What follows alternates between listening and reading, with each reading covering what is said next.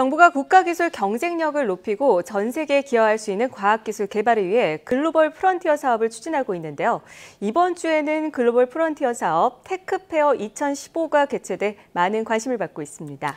그래서 오늘 과학 논평에서는 글로벌 프론티어 사업에 대해서 자세히 알아보겠습니다. 한양대학교 과학기술정책학과 김상선 교수와 함께합니다. 어서 오십시오. 안녕하세요.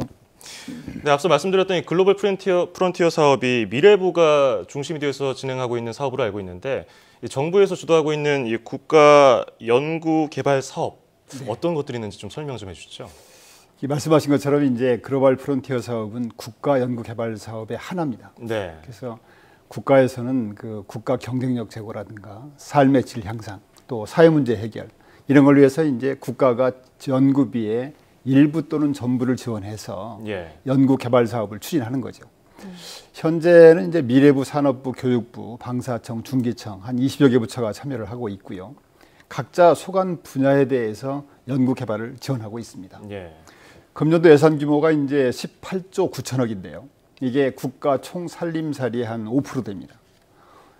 그 중요성이 증대됨에 따라서 초기에는 이제 미래부, 교육부 이런 중심으로 하다가 지금은 전 부처로 확대가 되고 있고요. R&D 예산도 99년도 이래로 연평균 11%씩 늘어나고 있습니다.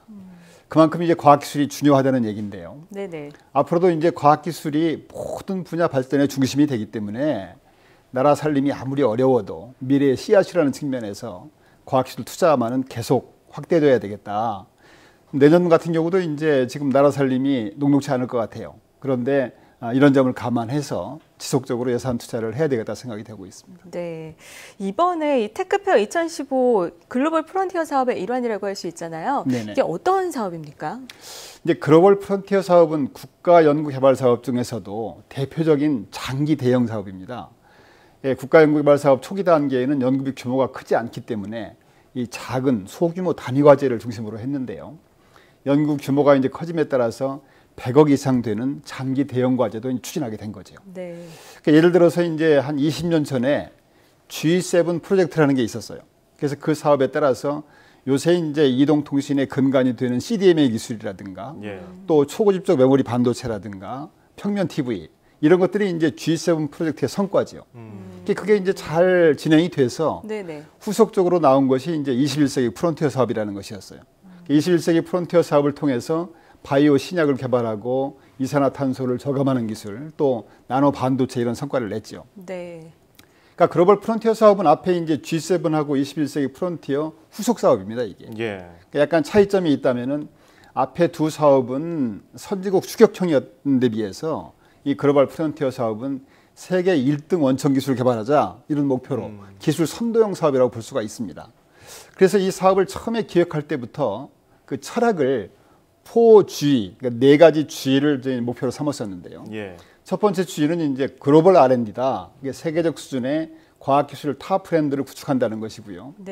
두 번째 G는 그라운드 브레이킹. 그래서 이제 10년 이상 미래를 보는 중장기 기초 원천 기술을 개발하겠다는 거고요. 세 번째 G는 그룹 리서치, 그룹 어프로치 그래서 이제 융합, 복합, 또 네트워크 구축을 하겠다는 겁니다. 그리고 마지막 G는 이제 그로스 앤 서스테이너빌리티에서 이제 원천 기술 확보를 통해서 미래 성장 동력을 확보한다 이렇게 돼 있고요. 한마디로 말씀드리면 이제 기존 기술의 한계를 돌파하고 차세대 먹거리가 될 세계 최고 수준의 원천 기술을 확보해서 지속 가능한 경제 성장을 밑거름하기 위해서 추진하고 있는 사업입니다. 네, 방향을 잘 잡아야 될 것 같은데요. 몇 개의 사업을 어느 기간 동안 어떻게 실행되고 있는지 그게 좀 궁금한데요. 네, 그래서 글로벌 프론티어 사업은 이제 2010년에 시작했는데요. 2010년에 3개 연구단을 출범을 했고 2021년까지 총 10개 연구단을 지원할 계획입니다. 그래서 이 사업들은 사업 기간이 총 9년인데요. 2년, 3년, 4년에서 1단계, 2단계, 3단계로 구분되어 있습니다. 1단계는 이제 요소 기반 기술을 개발하고 2단계에 가서는 시스템 융합 기술을 개발하고 3단계에는 안정화, 최적화를 하려고 하는 목표를 가지고 있는데요. 단계마다 굉장히 엄한 평가를 합니다. 그래서 그 참여하고 있는 내용들을 일부 탈락하거나 축소하거나 확대하는 그런 조정을 하게 됩니다.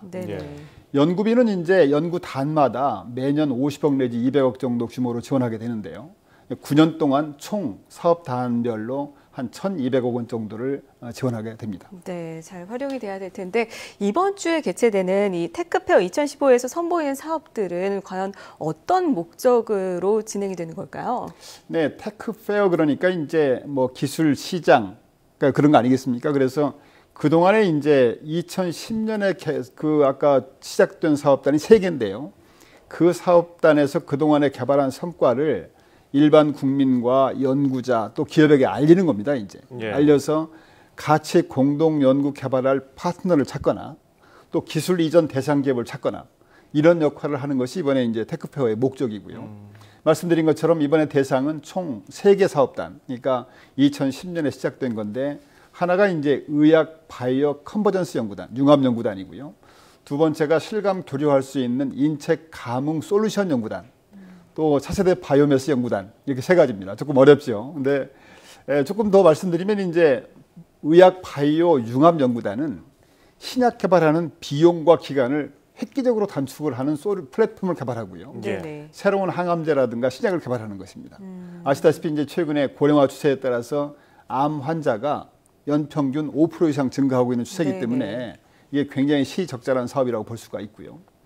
두 번째가 이제 실감 교류 인체 감응 솔루션 연구단인데 인간과 로봇 또 인간과 가상 사회가 생각과 감정을 실시간으로 소통하는 기술입니다. 그래서 예를 들어서 이제 현실 공간하고 가상 공간, 원격 공간이 하나가 되는 것입니다. 그러니까 이런 기술을 이용해서 이제 실감 스마트 교실, 뭐 여기 있는 학생하고 저 멀리 있는 학생들이 이 실감 스마트 환경 속에서 같이 공부할 수 있는 거지. 또 스마트 워크센터라든가 또 스마트 원격 진료, 그러니까 멀리 뭐 낙도에 있는 환자를 의사가 직접 실감 교류하면서 진료할 수 있는 뭐 그런 것들이 이루어질 수가 있고요. 차세대 바이오매스 기술 연구단은 이제 바다에 있는 미세 조류를 이용해서 경제성이 있는 바이오 연료라든가 바이오 소재를 개발함으로 해서 에너지 자립 기반 확보를 목표로 하고 있습니다. 참고로 글로벌 프론티어 사업에는 지금 이제 2010년에 시작한 이 3개 사업 외에도 태양전지, 연료전지 등 청정, 고효율, 저가, 미래 에너지 개발을 목적으로 하고 있는 멀티스케일 에너지 시스템 연구단이라는 게 있는데요. 그런 시스템 연구단 등 한 7개 정도가 있습니다. 토탈리 한 10개 정도가 지금 가동이 되고 있습니다. 뭐 하나하나 단어가 어려워서 그렇지 건강, 또 IT하고 융합하고 에너지 자원을 개발한다. 뭐 이 정도로 요약하면 될 것 같은데 그렇다면 이 글로벌 프론티어 사업이 제대로 방향을 잡고 흘러가려면 어떤 점을 좀 신경 써야 될까요? 뭐 여러 가지가 있을 텐데요. 3가지만 말씀을 드리면은 우선은 이제 앞에서 말씀드린 것처럼 글로벌 프론티어 사업이 지향하는 목적이 세계 1등의 원천 기술을 개발하는 거 아니겠습니까? 쉽지 않은 일이잖아요. 근데 우리나라 특유의 그 빨리빨리 조급함 때문에 너무 성과를 다그치면 안 된다. 연구팀을 믿어주고 계획대로 안정적으로 추진할 수 있도록 신뢰하고 기다려주는 것이 중요하다고 저는 보고 있고요. 두 번째는 이제 연구비 안정적인 지원입니다. 그래서 이제 우리가 이 장기 대형 과제는 아까도 말씀드린 것처럼 이제 과제당 100억 단위가 연간 들어가기 때문에 처음에 시작할 때는 굉장히 신중해야 된다. 그러나 일단 결정이 된 사업에 대해서는 이게 계획대로 안정적으로 지원될 수 있도록 연구비라든가 연구 기간을 제대로 보장해줘야 되겠다 하는 것이 이제 두 번째고요. 마지막으로 이제 연구 성과의 활용 확산을 위해서 별도의 어떤 전문적인 지원이 병행되어야 된다. 그러니까 이제 보통 연구팀으로 하여금 자꾸 연구 확산 활용을 하게 유도를 하게 되면은 그 사람들이 1등 성과를 만드는 데 주력해야 되는데 그러지 못하지 않습니까? 그래서 별도의 스마트한 지원 시스템이 있어서 연구 성과의 확산이라든가 지재권 확보라든가 이런 성과 활용 확산을 제대로 지원해야 되겠다 하는 측면입니다. 네, 잘 알겠습니다. 이 글로벌 프론티어 사업을 통해서 차세대 먹거리가 될 수 있는 원천 기술을 제대로 확보를 좀 하고 지속 가능한 경제 성장의 발판이 마련됐으면 좋겠습니다. 자, 지금까지 한양대학교 김상선 교수였습니다. 오늘 말씀 고맙습니다. 감사합니다.